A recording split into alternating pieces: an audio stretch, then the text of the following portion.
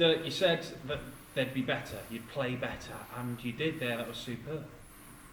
Yeah, it was good, and I finished did finish what I needed to finish, with a few good finishes in it.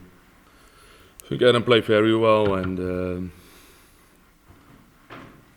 I was on a double, and he hits a 1-4-5. I was like, oh, here we go, he's on point now, and then I was on 170. I was like, I'll get you back, and I hit it, and I think that was the key in the game. So he gave it at me, and I gave it straight away back. And we've seen you so far in the William Hill World Championship. When you get into a zone, you can stay there and win leg after leg. You did it when you came back against Bradley Brooks. You did it later on against Rob Cross, and you did it there pretty much from the start.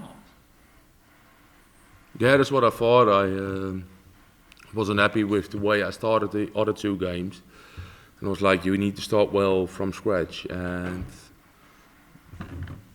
first leg wasn't that good. And here's the 1-4-5 with me sitting on a double.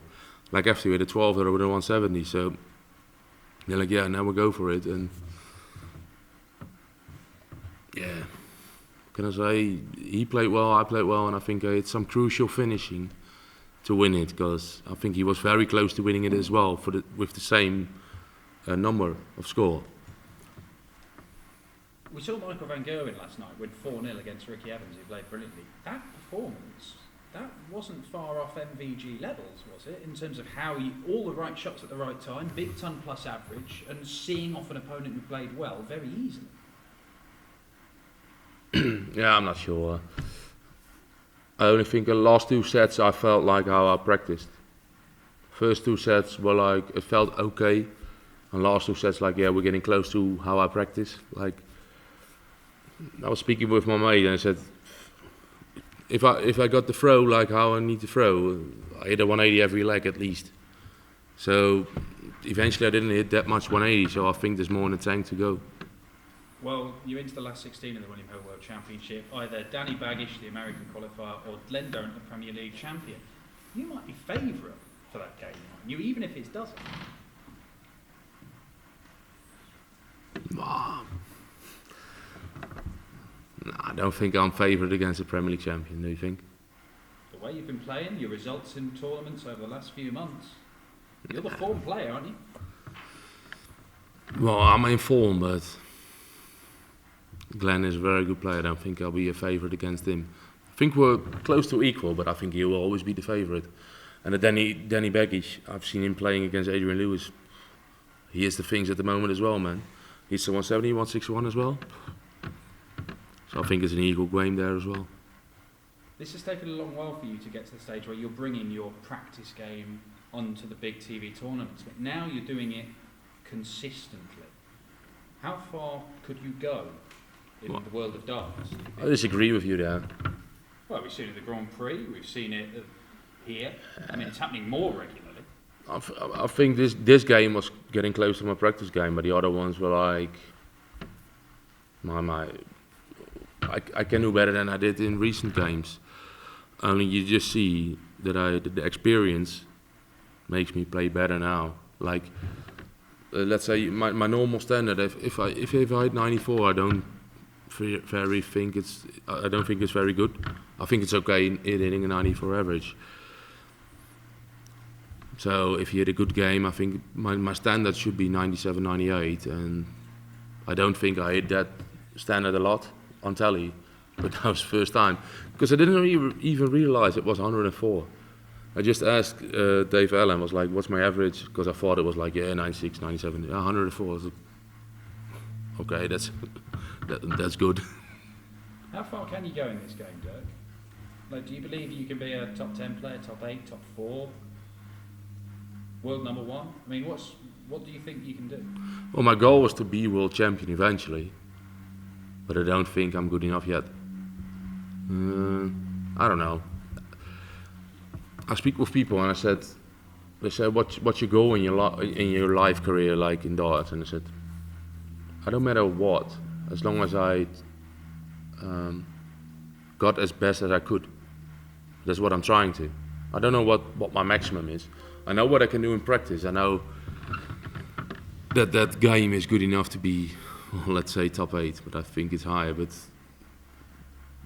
But you have to do it on stage. If you don't do it on stage, you end up not being top 8. Well, big step forward tonight. Well done.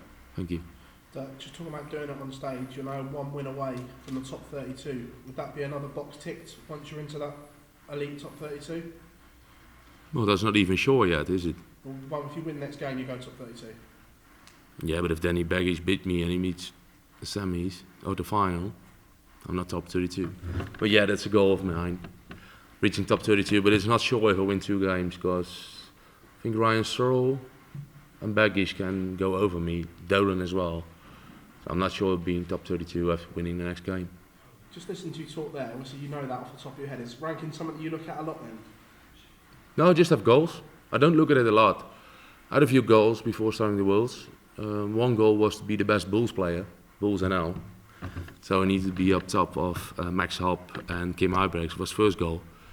It's not like a competition, but just for your head. You give yourself goals to give you some motivation. And after that was, so I spoke with my sponsor and he said, what's your next goal then? Reaching top 32, but I need 2 games to win at least. I said, okay, we'll go for that one. So you just go step by step, making new goals and hopefully I'll reach them. When we spoke to you back at the Grand Prix, you said before COVID struck you were in the best form that you'd been in and you weren't quite at that level yet. What we've just said out there, is this now better than what you were pre-COVID? Well, practicing is a bit better than I was pre-COVID. But pre-COVID, my practicing was very good. And I didn't felt the same feeling after that all year. And now I feel I'm better than then. But back before COVID, I practiced very, very good as well. We know you love the job you do. If you were to win this, would you give that up and turn full-time professional ever, or not? Would you give up your job? No. Me neither. That pleasure as always, mate. Thank you very Cheers. much. Dirk, we know you spent obviously the 3 days over Christmas in the hotel. How were those 3 days for you? More than 3 days, mate. Yeah, more than 3 days, yeah. Yeah, I was here since my last game, and I think I played on 22nd. Yeah. Now I played with 28th, so I was here for 5 extra days or 4. Well, I've had better Christmas, but yeah, I prefer having not so good Christmas than being at home and not being in the tournament anymore. Does the win tonight make the sacrifice worth it? Well, if we would have lost, it would have been a sacrifice as well. That's what you do. If you perform, you miss Christmas. So that's what your first goal is. And now I won. Yeah, of course, it's worth the sacrifice, but if I would have lost, it would have been as well. Because this is what you're doing it for. Cheers. Just one from me, Dirk. You ended up not walking on with an aubergine in your hand. Why did you dump the aubergine when you walked on? Did you watch my last match as well? Oh yeah, and that as well. I didn't do there as well. No, but I think you shouldn't overdo the things you're doing.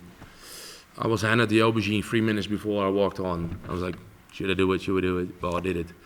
But I told them afterwards, the guy who gave me the aubergine just before my walk on, I said, don't do it again, because you don't want to overdo the things. It needs to be special and nice, and it shouldn't be like, aubergines again. You get what I mean? Yeah, forced, yeah. Cheers, Dirk. Cheers.